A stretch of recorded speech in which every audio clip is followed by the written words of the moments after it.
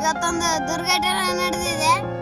ನನಗೆ ಹೇಳ್ಕೊಳಕ್ಕೆ ಬೇಜಾರಾಗ್ತಾ ಇದೆ, ಆದ್ರೂ ಕೂಡ ಮನಸ್ಸು ಗಟ್ಟಿ ಮಾಡಿ ಹೇಳ್ತಾ ಇದ್ದೀನಿ. 6 ದಿನದಿಂದ ಒಂದು ಫೋನ್ ತಗೊಂಡಿದ್ದೆ ನಾನು. ಅದನ್ನ ಈ ನನ್ನ ಮಗನ ಕೊಟ್ಟು ನೋಡಿ ಯಾವ ಸ್ಥಿತಿಗೆ ತಂದಿದ್ದ ನೋಡಿ.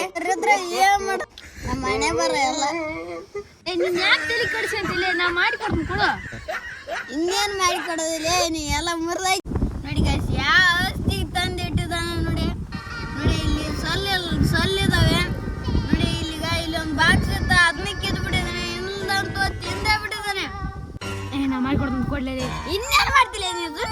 ನನ್ನ ಬಿಡ್ತೀನಿ, ನಾ ಮಾಡಿಕೊಡ್ತೀನಿ ಅಂತ ಹೇಳಲ್ಲ ಗೈಸ್. ಮಾಡೋದೆಲ್ಲ ಮಾಡಿಬಿಟ್ರೆ ಮಧ್ಯದಲ್ಲಿ ಮಾಡಿಕೊಡ್ತಂತಿ ನೋಡಿ ಗೈಸ್. ಇಂಥ ಇದ್ರೆ ನಿಜ. ಇವಾಗ ನಾ ಮಾಡಿ ತೋರ್ಸ್ಲಾ? ತೋರ್ಸಲ್ಲ, ಅದೇನು ಕಿತ್ತು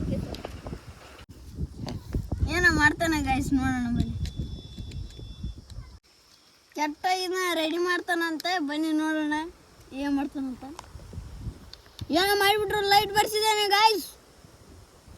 ಮತ್ತೆ ಬರ್ಸೋಣ.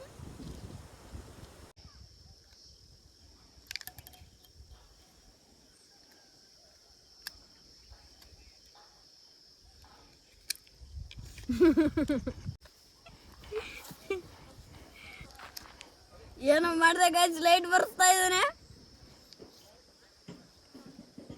ಲೈಟ್ ಬಂತು ಗೈಸ್, ಬಂದಿತ್ತು ಗೈಸ್. ಏನೋ ಮಾಡ್ದ ಬಟ್ ಹೋಗಿ ಬಿಡಿಸು. ಲೈಟ್ ಮತ್ತೆ ಬಂದು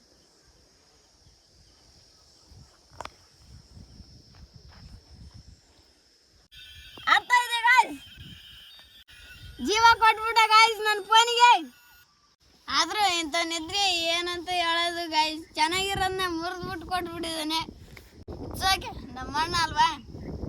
ಈ ವಿಡಿಯೋ ಇಷ್ಟ ಆದರೆ ಲೈಕ್ ಮಾಡಿ, ಶೇರ್ ಮಾಡಿ, ಕಮೆಂಟ್ ಮಾಡಿ ಫ್ರೆಂಡ್ಸ್.